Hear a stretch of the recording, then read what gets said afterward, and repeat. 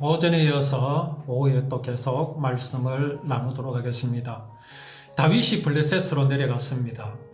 블레셋으로 내려갔는데 다윗은 소년 시절에 그 골리앗을 이겼던 그런 역사가 있습니다. 블레셋의 용사였고 정말 블레셋이 두려움이 없었던 이유가 골리앗이라는 그런 용사가 있었기 때문에 그랬는데 그 골리앗을 이긴 이스라엘 사람이 바로 다윗입니다. 이러한 다윗이 블레셋으로 내려갔을 때에 과연 그때의 왕이었던 아기스는 다윗이 그러한 사람인 것을 몰랐겠습니까? 그렇지 않습니다. 잘 알고 있습니다. 그러함에도 아기스는 다윗을 영접을 했습니다. 자기 곁에 두었습니다. 어떻게 그렇게 할 수 있었겠습니까? 그게 다 이제 정치적인 어떤 계산이 있었을 것이고 그야말로 사람의 생각이었습니다. 그러한 다윗이 블레셋으로 망명을 했다라는 것은 어떤 면에서는 아기스 입장에서는 천군만마를 얻은 것과 다름이 없었을 겁니다. 그러던 차에 블레셋은 이제 오랜 계획을 세우고 그런 끝에 이스라엘을 침공하기로 결정을 했습니다. 그 자리에 다윗도 함께 할 것이라고 아기스를 따라 나섰지요. 자, 우리는 이제 이러한 점에 대해서 다윗의 이런 행동에 대해서 어떻게 우리가 이해를 해야 되겠는가? 과연 다윗이 블레셋 사람이 이스라엘을 침공하고 이스라엘을 침략하고자 하는 마음과 또 다윗이 그러한 블레셋 왕과 함께 이스라엘로 쳐들어가고자 하는 그 마음에 과연 어떤 차이가 있을까? 이 점에 대해서 우리가 분명한 해석을 내리지 못하면 우리는 성경은 우리에게 아무것도 이득이 될 수가 없음을 알아야 합니다. 이런 문제에서 조차 어떤 시원한 그런 해답을 얻지 못하면 과연 그것을 우리는 성경이라 할 수 있겠습니까? 그래서 우리가 오전에 말씀을 나눈 바와 같이 다윗의 생각과 블레셋 왕 아기스의 생각은 분명히 다르다라는 것을 알아야 합니다. 아기스는 단지 이스라엘을 침공하고 그들에게서 약탈을 하고 또 그 백성들을 사로잡아 와서 노예로 삼고자 하는 그런 마음이 있었겠죠. 그러나 다윗은 그렇지 않습니다. 지금 이스라엘은 정신을 차려야 합니다. 정말 그들이 잊어버린 율법, 그 율법이 법이 아니라 여호와 하나님께서 반드시 이루실 구원을 약속한 것임을 알아야 합니다. 백성들이 알아야 합니다. 무엇보다 이스라엘의 왕이 알아야 합니다.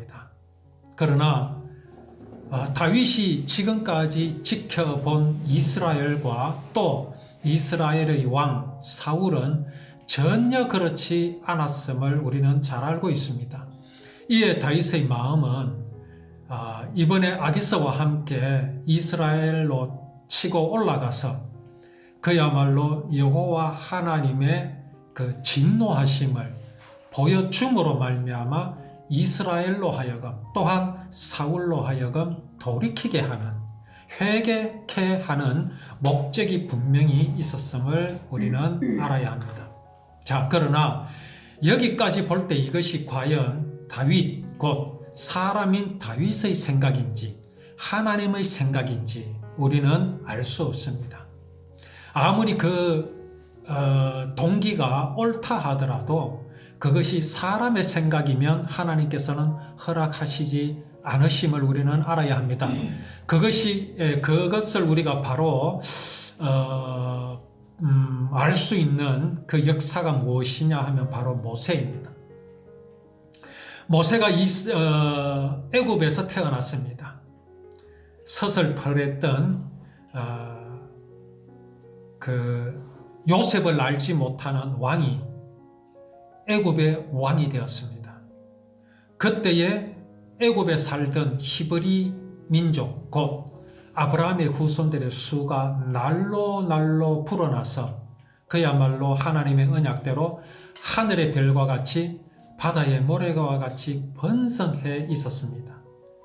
자, 여기에서 애굽 정치인들은, 애굽 사람들은 불안을 느끼기 시작했습니다. 저 히브리 민족이 계속 번성하게 두어야 하는가? 아니라는 결론을 내리게 되었습니다. 그래서 그들이 이제 정책을 하나를 세웠는데, 히브리 산파가 그 히브리 여인이 아이를 낳게 되면 아들이면 다 죽이라는 그런 명령을 내렸습니다. 그때에 모세가 태어났지요. 모세의 어머니와 아버지는 믿음의 사람이었습니다. 그 모세를 죽이지 않고 키웠습니다. 그러나 아이가 자꾸 자라니까 더 키울 수가 없어서 나일강에 띄었지요. 근데 마침 바로의 딸 공주가 나일강에 내려왔다가 그 모세가 담긴 바구니를 발견했습니다. 건져보니 산의 아이였습니다. 할례를 받은 아이였습니다. 곧 이 바로왕의 딸은 그가 히브리 아이인 줄을 알았습니다. 하나님의 은혜로 그 공주는 아버지의 명령을 거역하고 그 모세 곧 히브리 아이를 대궐로 궁궐로 데려가서 키웠습니다. 자기의 아들로 삼았습니다. 여기서 하나님께서는 은혜를 더하셔서 모세의 친모를 유모로 이제 궁궐로 들어가게 하셨지요. 그렇게 모세가 자랐습니다. 모세는 어머니에게서 자라면서 이스라엘의 역사를 다 들었을 겁니다.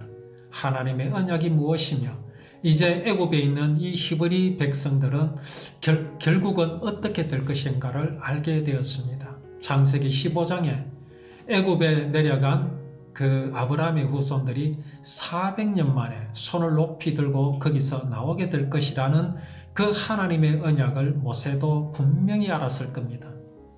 그 400년이 이제 다 찼습니다. 모세의 나이가 40세가 되었습니다. 모세가 생각하기를 이 일에 하나님께서 나를 쓰실 것이다 라는 생각을 아마도 하게 되었을 겁니다. 그는 일을 시작했지요. 나아가서 자기 백성들을 간섭하기 시작했습니다. 또 애굽 사람이 자기 민족 히브리 민족을 치는 것을 보고 애굽 사람을 죽여서 모래에 파묻었습니다. 그것을 자기 백성인 히브리 사람들이 모세를 위협합니다. 내가 너를 바로 왕에게 고발할 것이다. 왜 그랬느냐 하면은 이제는 이스라엘 백성들끼리 싸우는 걸 보고 모세가 말렸거든요. 너희가 같은 민족끼리 왜 이러느냐? 그러니까 네가 우리의 대장이냐? 네가 왜 간섭하느냐? 어제 내가 네가 애굽 사람을 죽이는 것을 보았다. 그러면서 이제 고발할 것이라 하니까 모세는 그 길로 도망쳤지요. 그래서 미디안으로 도망쳤습니다. 왜 그렇게 했을까요? 도망친 것까지는 문제가 될 수 없습니다. 그러나 거기에서의 모세의 삶이 문제입니다. 거기에서 아들을 낳았습니다. 하나님의 언약대로 한다면 창세기 15장 이후에 하나님의 언약의 백성들은 그 언약을 기억하기 위해서 반드시 할례를 받아야 합니다. 할례를 받지 않으면 하나님의 언약에서 끊어지리라고 하나님께서 분명히 말씀하셨음에도 모세는 자기 아들에게 할례를 행하지 않았지요. 이러한 모세의 삶이 무엇을 보여줍니까? 그는 철저하게 하나님의 언약을 따르지 않으리라 작심을 한 그런 삶이었습니다. 자, 그러한 모세의 모습을 우리는 보았습니다. 자, 이스라엘 백성들이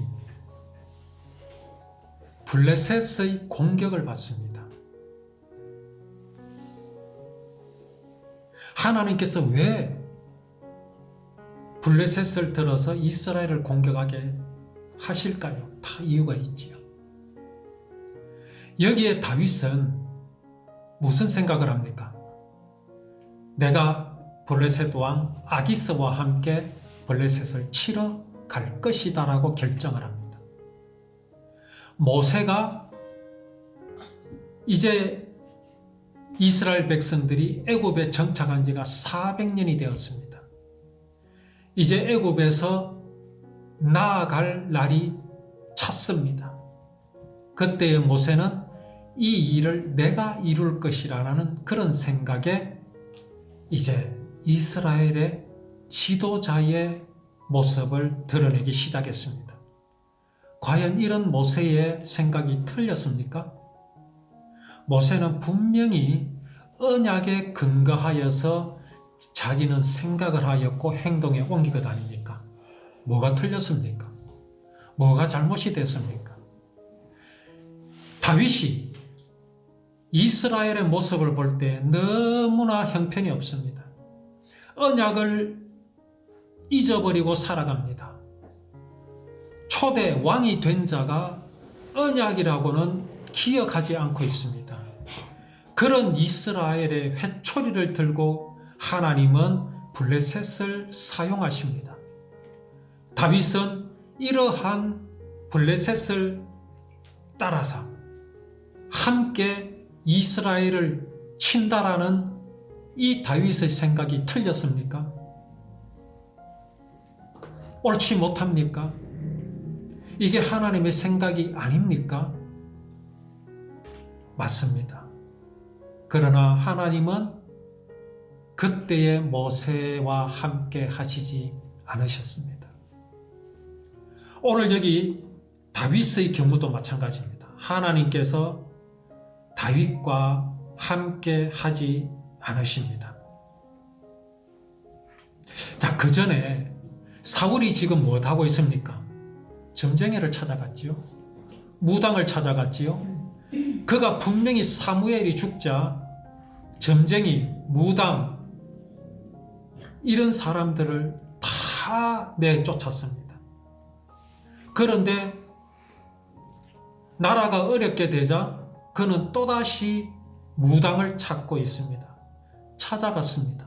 마치 개가 그 토한 것을 도로 주워 먹는 것과 같습니다. 사울이 무당과 점쟁이들을 내쫓은 것은 분명히 그가 율법을 잘 알고 있기 때문에 취한 행동입니다. 그러나 그는 그것을 믿음으로 한 것이 아니라 그저 율법을 법으로 지켰을 뿐입니다. 아무 의미가 없습니다.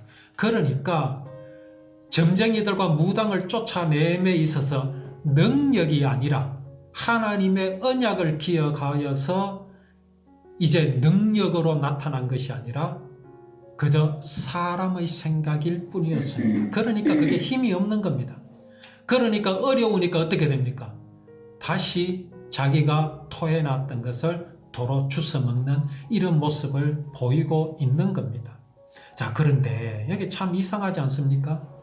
그 무당이 누구를 불러 올렸는데 거기 나타난 그 영령이 보니까 누굽니까? 사무엘입니다. 자, 우리는 이것을 어떻게 보아야 합니까? 과연 정말 사무엘이 나타났겠습니까? 사무엘은 어디에 있습니까? 지금 하나님 나라 천국에 있습니다. 그런데 이 신접한 여인이, 귀신 들린 여인이 불러올린 사람이 사무엘입니다. 사울이 그에게 이르되 그의 모양이 어떠하냐? 그가 이르되 한 노인이 올라오는데 그가 겉옷을 입었나이다. 사울이 그가 사무엘인 줄 알고 그의 얼굴을 땅에 대고 절하니라. 과연 이 사람이 사무엘이겠습니까? 사무엘이 사울에게 이르되 네가 어찌하여 나를 불러 올려서 나를 성가시게 하느냐? 사울이 대답하되 나는 심히 다급하니이다. 사무엘 살아있을 때 이렇게 하지. 그렇지 않습니까? 사무엘 살아있을 때 사울은 어떻게 했습니까? 사무엘에게 조언을 들었습니까? 사무엘을 선지자 취급하기는 했습니까? 블레셋 사람들은 나를 향하여 군대를 일으켰고 하나님은 나를 떠나서 다시는 선지자로도 꿈으로도 내게 대답하지 아니하시기로 내가 행할 일을 알아보려고 당신을 불러 올렸나이다. 자, 여기 나타난 이 혼령이 과연 사무엘이겠습니까? 아닙니다. 사단이 사무엘처럼 꾸민 것에 불과합니다. 진짜 사무엘이었다면 사무엘은 이렇게 나타나지 않습니다. 나타날 리가 없습니다. 그렇지 않습니까? 하나님의 아들이 사단이 올라오라고 한다고 해서 올라오고 사단이 내려가라고 한다고 해서 내려가겠습니까? 그럴 리가 없지요. 자, 그 나타난 사무엘이 이렇게 말합니다. 여호와께서 너를 떠나 네 대적이 되셨거늘 네가 어찌하여 내게 묻느냐. 여호와께서 나를 통하여 말씀하신 대로 네게 행하사 나라를 네 손에서 떼어내 네 이웃 다윗에게 주셨느니라. 자, 이 말은 맞습니까? 틀린 말입니까? 맞는 말입니다. 그러면 여기 나타난 자는 사무엘입니까? 아닙니다. 사무엘이 아닙니다. 사무엘이 진실로 사무엘이 나타났다면 내나 똑같은 말을 하겠지요. 그 똑같은 말이지만 그 말에는 무엇이 있겠습니까? 능력이 있습니다. 그리고 사울은 그 말을 들었을 때에 그는 회개하였을 겁니다. 지금 사울은 뭡니까? 그 동기 자체가 믿음이 아닙니다. 단지 무서워서 그 무서움을 해결받고자 누구에게 의지하고 있습니까? 하나님이 아니라 사람에게 의지하고 있습니다. 그 사람은 누가 사로잡고 있습니까? 사단이 사로잡고 있습니다. 사단도 잘 압니다. 이미 하나님께서 사울을 버리셨다라는 것을 말입니다. 그걸 말하고 있는 겁니다. 사단은. 여기 지금 나타난 이 사람은 사무엘이 아닙니다. 사단입니다. 진실로 사무엘이었다면, 진실로 하나님의 선지자였다면 사울은 여기 이 만남을 통해서 새로운 힘을 얻고 담대함을 얻게 될 것입니다. 그러나 사울은 여기에서 아무것도 얻지 못합니다. 아무것도 얻지 못합니다. 사단은 절대로 사람에게 행복을 주지 못합니다. 소망을 주지 못합니다. 줄 수가 없습니다. 그게 사단입니다. 왜 그렇습니까? 사단은요, 내가 하나님과 같이 될 수 있다. 사람이 하나님과 같이 될 수 있다고 하는 것이 사단이기 때문에 그렇습니다. 그런데 사람이 하나님과 같이 될 수 있습니까? 없습니다. 없기 때문에 사단에게서는 결코 위로를 받을 수도 없고 능력을 받을 수도 없습니다. 과연 어떻게 됐습니까? 사울이 갑자기 땅에 완전히 엎드러지니 사울이 땅에 완전히 엎드려졌습니다. 심히 두려워하였습니다.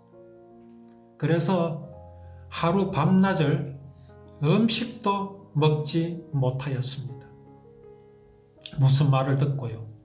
이스라엘 군대를 블레셋 사람들의 손에 넘기겠다고 하는 그 말을 듣고요. 과연 여기 나타난 이 혼령이 하나님께서 보내신 사무엘이라면 해답을 줍니다. 어떤 해답을 주겠습니까? 너는 오늘 나의 회초리를 단단히 맞을 것이다. 그리고 너는 돌이켜야 한다. 이런 말씀을 들었겠지요. 그러나 무엇만 말합니까? 너는 오늘 블레셋 사람 손에 넘어가리라. 이 말만 듣습니다. 자, 그때에 이제 이 무당이 여인이 사울에게 이르러 그가 심히 고통당함을 보고 그에게 여종이 왕의 말씀을 듣고 내 생명을 아끼지 아니하고 왕이 내게 이르신 말씀을 순종하였사오니 그런즉 청하건대 이제 당신도 여종의 말을 들어서 내가 왕 앞에 한 조각 빵을 드리게 하시고 왕은 잡수시고 길 가실 때에 기력을 얻으소서. 자, 이 무당은 지금 사울에게 무엇을 말하고 있습니까? 자기 살 길을 찾는 겁니다. 이 여인은 무당이라는 이유로 이스라엘에서 살 수 없는 그런 형편입니다. 그런데 왕이 자기를 찾아왔어요. 그리고 자기가 막 주문을 외우고 이렇게 저렇게 해서 사무엘이라는 거짓된 혼령을 불러 올려가지고 사울을 만나게 해 주었습니다. 그러나 이 무당은 얼마나 불안하겠습니까? 좋은 말이 오고 갔으면 그나마 희망이 있을 것인데 아주 불길한 대화만 나누었습니다. 사울이 또 어떻게 변할지 어떻게 압니까? 그러니 사울에게 무엇을 해야 되겠습니까? 소위 와이로입니까? 잘 보여야 됩니다. 지금 그게입니다. 다른 의미가 없습니다. 왜 이렇게 됩니까? 왜 이렇게 불안합니까? 단 한마디로 이들 가운데 하나님의 언약이라고는 1.1획도 없기 때문에 그렇습니다. 이들이 다 누구의 후손입니까? 아브라함의 후손이지 않습니까?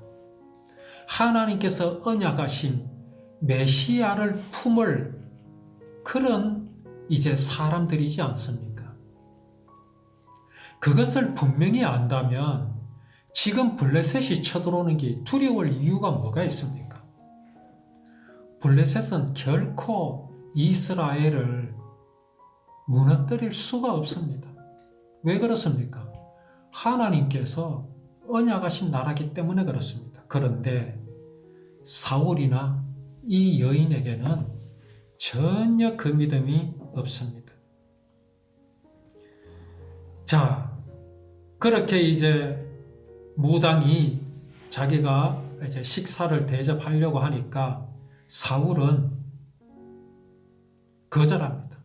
내가 먹지 아니하겠노라. 내가 먹지 않겠노라. 먹을 수가 없지요.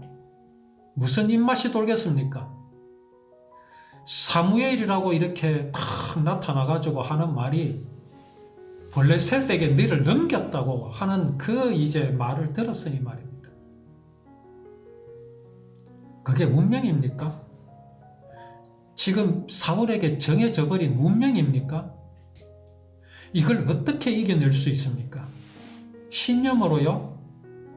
못 이깁니다. 사람이 어떻게 사단의 그 유혹과 속임에서 자유로울 수 있습니까? 사람의 힘으로는요, 사단이 속이게 들면요, 그거 못 이깁니다.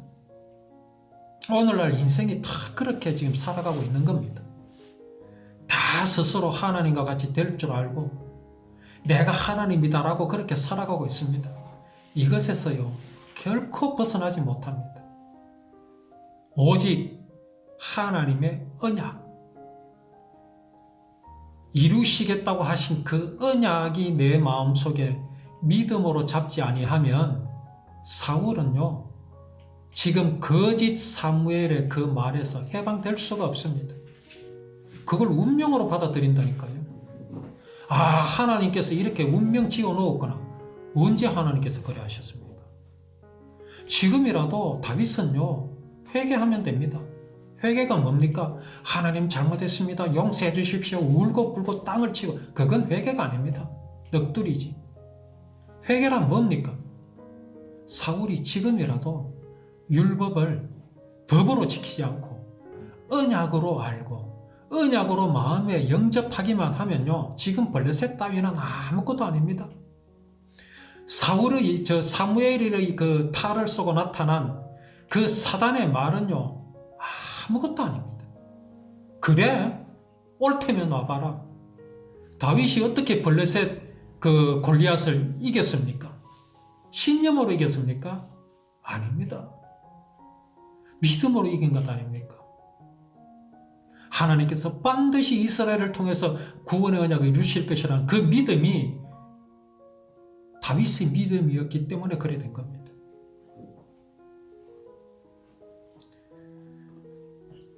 사울이 거절하고 먹지 않습니다. 이게 또 사울의 신념입니다. 내가 뭐 좀 하면, 굶으면, 내가 굶주리고 막 괴로워하면 하나님께서 나를 도와주시지 않을까. 천만에요. 금식하면 하나님께서 들어주십니까?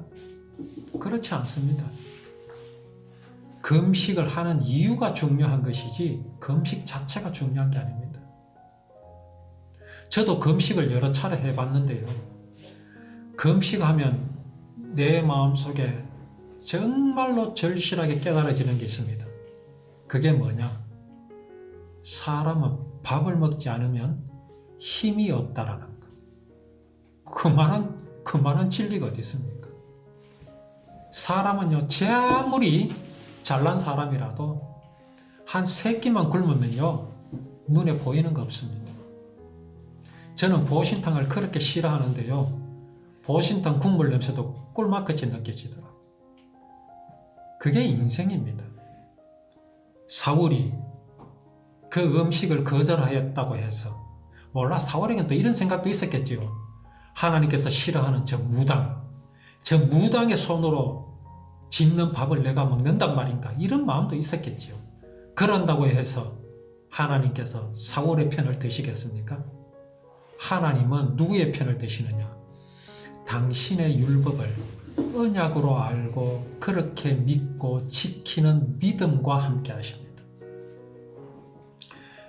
자, 그런데 신하들이 막 강하게 권하니까 이제 못 이긴 척하고 그렇게 이제 그 여인이 차려놓은 음식을 먹습니다.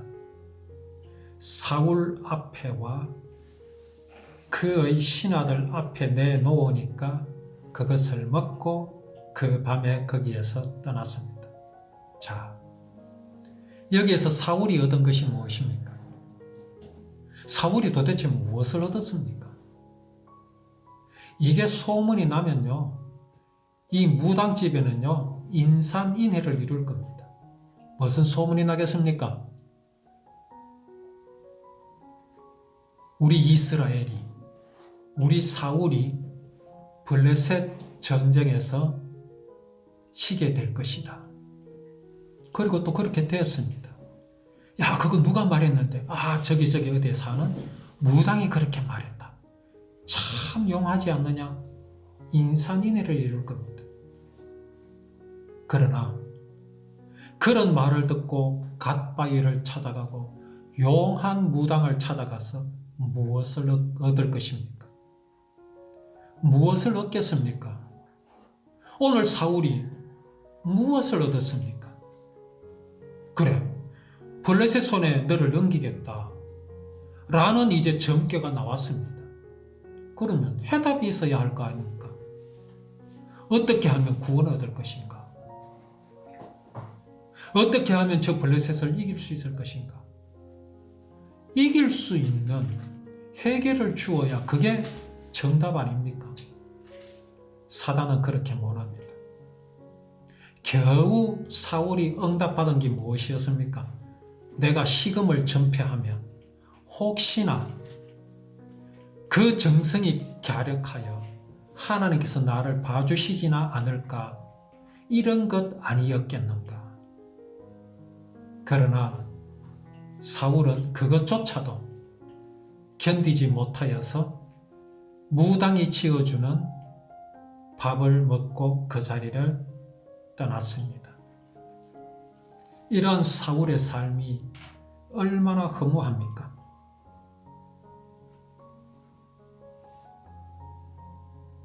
자, 그런데 다윗이요, 이 전쟁에 참가하지 않습니다. 그런데 참가하지 않는 이유가 다윗이 그렇게 생각했기 때문이 아니라 다른 변수가 나타났습니다. 우리 이제 이 이야기를 우리 또 다음 주에 나누도록 하겠습니다.